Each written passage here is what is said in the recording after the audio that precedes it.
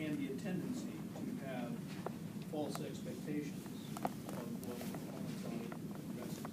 Sure. And that is, in fact, part of the matter.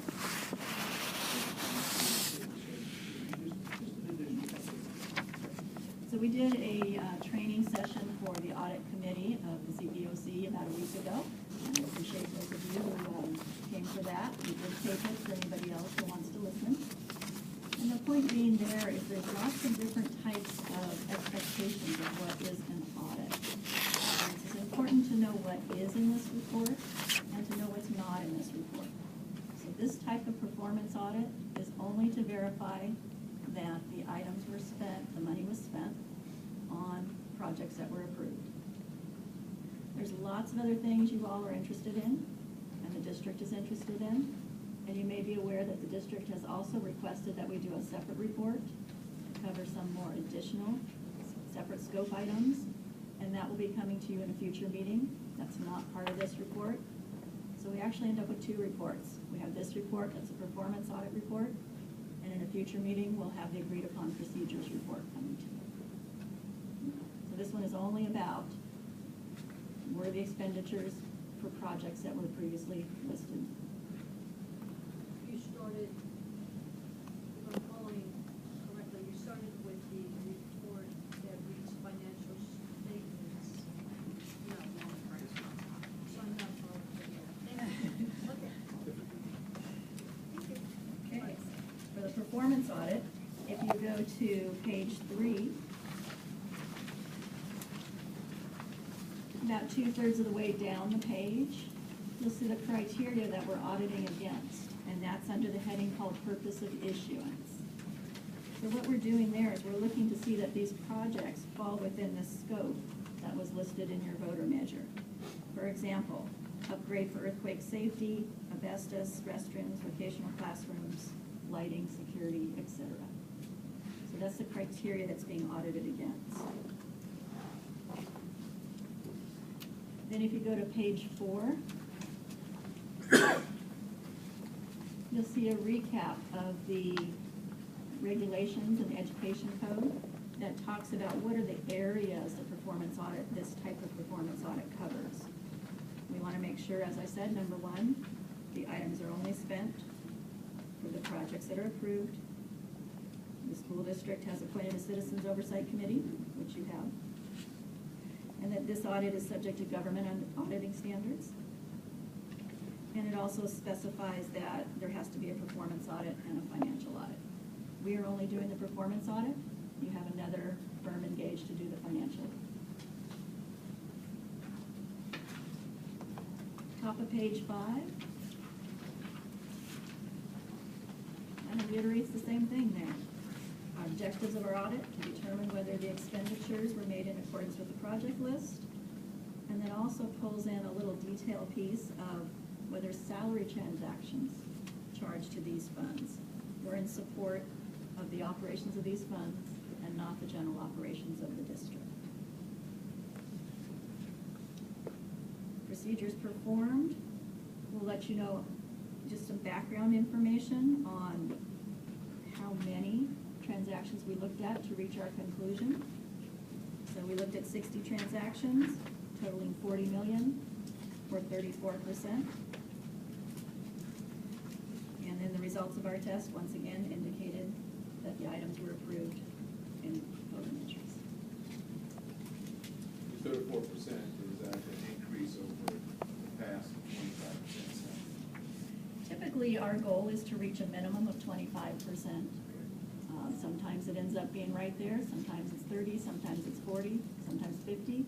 A lot of our sampling is random sampling, and so sometimes we may get small dollars and sometimes we may get big. That concludes my report. Any questions I could answer for everybody? Is this the some total of the report? It seems like we've had some things in the past that didn't much stick.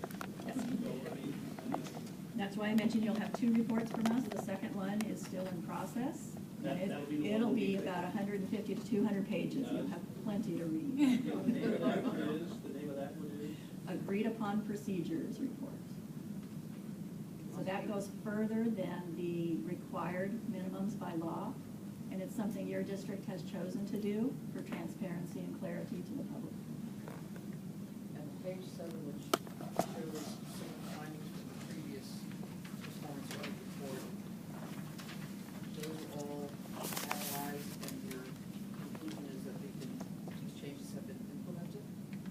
For these particular findings, now realize because we are splitting this year into 2 reports, the majority of the findings from the prior year are going to show up in that 200-page report that you don't have yet. Can you give at least one example of what you consider the actually going through this process? Okay. So what we're doing is we're looking at the records that have been certified to by the inspectors and/or project managers, et cetera, and looking at the description of the project and saying, is that description of the project what was listed on what the voters were told? So if I see something that says build a pool, and you don't have anywhere in there support the PE and other types of facilities, then that's going to be an exception. So it really goes back to the description of the project. So it's a comparison of text or narrative? Yes. But it is the building inspectors that certify to the data on those records. It's not us that goes out and walks around the site and says, yes, the contractor did this, no, the contractor didn't do this. Okay, so that was just one example of a type of test. Are there other types of comparisons that will contain tests? Not necessarily for this report. For the report that will come in the future, there'll be a lot of different ones. One other I could think of for this is related to the salaries that are charged to the bond fund. There, what we want to know is, what is that person doing? What is their job description? What are their duties? What is their daily time through interviews?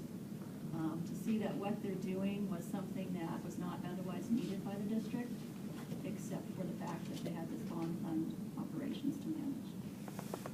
And those are the 2 that are critical to this report. The other report, big report, when is that due to come to us?